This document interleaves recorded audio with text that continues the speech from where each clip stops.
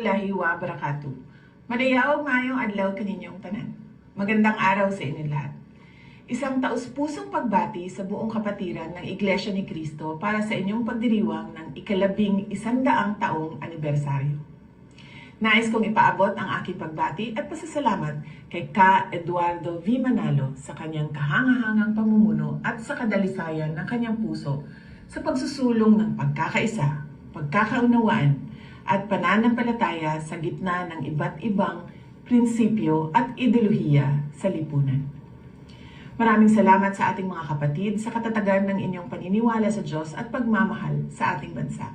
Maraming salamat at lagi ninyong ipinagdarasal ang kaayusan, kapayapaan at kapakanan ng Pilipinas.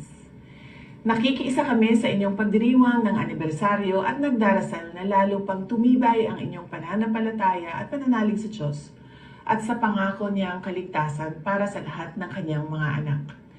Patuloy ninyong isabuhay ang pagmamahal at kadakilaan ng Diyos na siyang nagbibigay lakas sa atin upang manindigan para sa katotohanan at isulong ang pamumuhay na naaayon sa kanyang banal na salita.